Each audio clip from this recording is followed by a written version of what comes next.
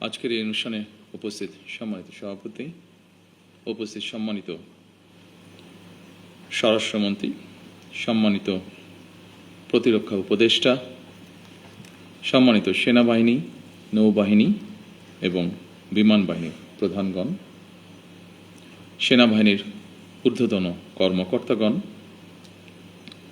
মহাপরিচালক border guard Bangladesh, 2009 সালে পিলখানায় শাহাদাত বরণকারী সদস্যদের পরিবারবর্গ ও নিকটাত্মীয়গণ, পিলখানায় চাকরিরত সেই সকল সেনা অফিসার যারা দুঃসহ স্মৃতি আজও বয়ে বেড়াচ্ছেন, সামরিক ও বেসামরিক কর্মকর্তাবৃন্দ এবং সম্মানিত উপস্থিতিবৃন্দ, আসসালামু আলাইকুম। মাহে রমজানের এই পড়ন্ত বিকেলে আমি শ্রদ্ধার সাথে স্মরণ করছি মহান মুক্তিযুদ্ধের বীর শহীদদের, 90-এর গণ আন্দোলন এবং 24-এর গণ অভ্যুত্থানে শাহাদাত বরণকারী সকল ছাত্র জনতাকে গভীর শ্রদ্ধার সাথে স্মরণ করছি 2009 সালের 25 এবং 26শে ফেব্রুয়ারি পিলখানায় সংগঠিত বর্বরোচিত হত্যাকাণ্ডে শাহাদাত বরণকারী 57 জন দেশপ্রেমিক সেনা কর্মকর্তা সহ 74 জন বীর শহীদকে। আমি তাদের আত্মার মাগফিরাত কামনা করছি এবং শোক সন্তপ্ত পরিবার বর্গের সদস্যদের প্রতি জানাই গভীর সমবেদনা। আজ 25শে ফেব্রুয়ারি জাতির ইতিহাসে এক রক্তাক্ত এবং বেদনা বিধুর দিন। এ দিনটি এলে প্রকৃতি যেন আবার স্মৃতি ও শোকের ভারে নীরব হয়ে যায়। বাতাসে ভেসে আসে সেই বিভীষিকাময় মুহূর্তের আর্তনাদ। আমাদের হৃদয় গভীর বেদনায় ভারাক্রান্ত হয়ে ওঠে। 2009 সালের 25 এবং 26শে ফেব্রুয়ারি এই নির্মম ঘটনা আমাদের জাতীয় জীবনে এক গভীর ক্ষত সৃষ্টি করেছে, যার বেদনা সময় পেরিয়ে আজও বহমান। দীর্ঘ 17 বছর পরে শহীদদের স্মৃতি বিজড়িত এই প্রাঙ্গণে আজ আমার কণ্ঠ কিছুটা স্বাভাবিকভাবে ভারী হয়ে উঠছে। আমি কেবল একজন জনপ্রতিনিধি হিসাবে নয়, একজন সেনা পরিবারের সদস্য হিসাবে, একজন সহযোদ্ধার সন্তানের মতন আপনাদের সামনে, আপনাদের সাথে আজকে উপস্থিত হয়েছে। 2009 সালে সেই বিভীষিকাময় ঘটনায় 57 জন মেধাবী ও দেশপ্রেমিক সেনা কর্মকর্তা সহ মোট 74টি প্রাণ ঝরে গিয়েছিল। প্রতিটি নাম একটি পরিবারের আলো নিভে যাবার গল্প, প্রিয়জন হারানোর বেদনা বিধুর অধ্যায়, একটি সন্তানের পিতৃহীন হওয়ার ইতিহাস, একটি স্বপ্নের অসমাপ্ত মহাকাব্য। আমি দেশে প্রত্যাবর্তনের পরপরই বনানী সামরিক কবরস্থানে গিয়ে শহীদ সেনা কর্মকর্তাদের কবরের পাশে দাঁড়িয়ে উপলব্ধি করেছি গত 17 বছরে আপনাদের দুর্বিষহ সংগ্রাম, অপরিসীম ত্যাগ আর দাঁড়ে দাঁড়ে ঘুরে বিচার না পাওয়ার নিদারুণ যন্ত্রণা। সম্মানিত উপস্থিতিবৃন্দ, আমি বিশ্বাস করি পিলখানার ঘটনাকে রাষ্ট্রীয় মর্যাদায় স্মরণ করা আমাদের জাতীয় দায়িত্ব। 25 ও 26শে ফেব্রুয়ারি ঘটনাকে ইতিহাসে রাষ্ট্রীয় মর্যাদা না দিলে ভবিষ্যৎ প্রজন্ম আমাদেরকে হয়তো ক্ষমা করবে না।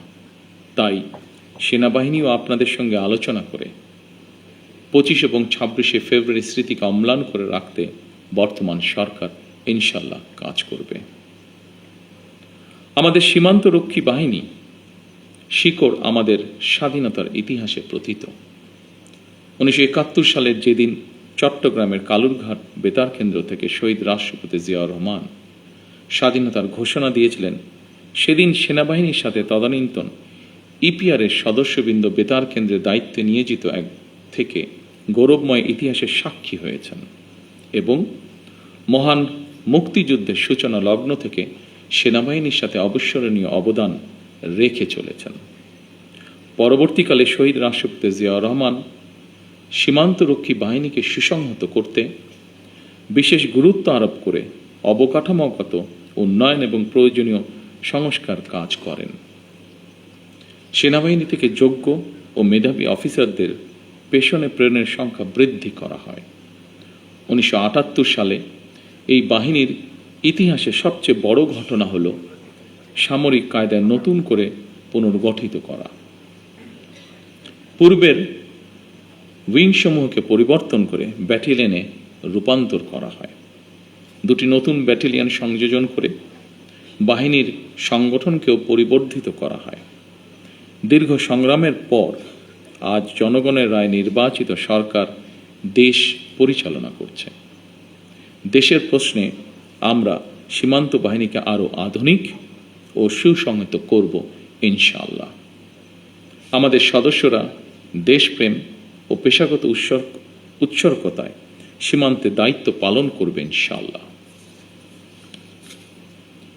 বাংলাদেশের স্বাধীনতা যুদ্ধে এবং স্বাধীনতা পরবর্তী দেশ গঠনে সেনাবাহিনীর রয়েছে উজ্জ্বল ইতিহাস।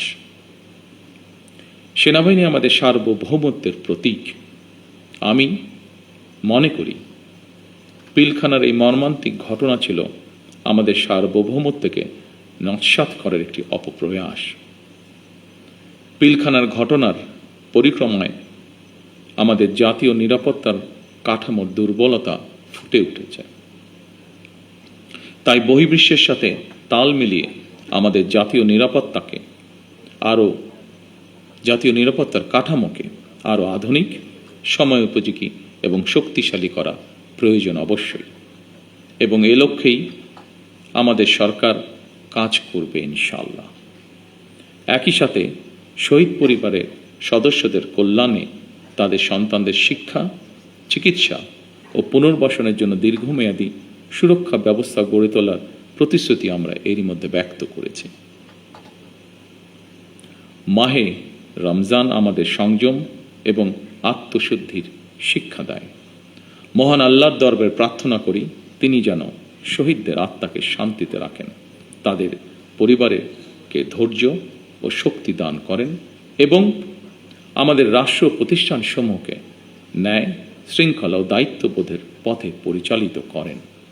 পরিশেষে আজকের এই অনুষ্ঠানটি আয়োজন করার জন্য যারা অক্লান্ত পরিশ্রম করেছেন, এই অনুষ্ঠানটিকে সুন্দরভাবে উপস্থাপন করেছেন, তাদের সকলকে আমি আমার পক্ষ থেকে আন্তরিকভাবে ধন্যবাদ জানাই।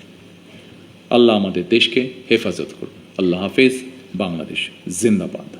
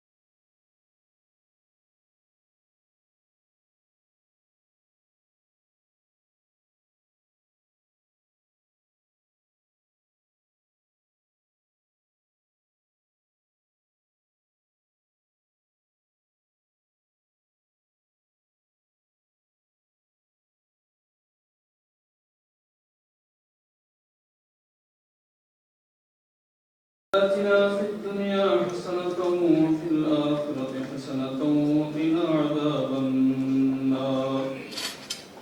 তো উপস্থিত সকলকে নিয়ে আপনার মহান দরবারে হাত তুলেছি। আপনি আমাদের সিয়াম সাধনকে কবুল করে নিন। 2000 জান্নাতুল ফিরদাউসের উচ্চ মাকাম দান করুন। পার্থিব জীবনে তাদের সকল প্রকার ভুল ত্রুটি ক্ষমা করে দান করুন আমিন। তাদের সকলকে প্রদান করুন। শহীদ পরিবারের যারা বেঁচে আছেন তাদের সবাই শহীদদের রূহ মুবারকের সওয়াব পৌঁছে দিন। তাদের সকলকে জান্নাতুল ফিরদাউস নসিব করুন। এবং তার সহধর্মিনী সাবেক প্রধানমন্ত্রী মরহুমা বেগম খালেদা জিয়াকে জান্নাত দান করুন। হে আল্লাহ, আমাদের এই বাহিনী ও দেশের জাত থেকে এই দেশ ও জাতিকে হেফাজত করুন। রব্বানা وتب علينا إنك أنت التواب الرحيم الحمد لله رب العالمين. السلام عليكم ورحمة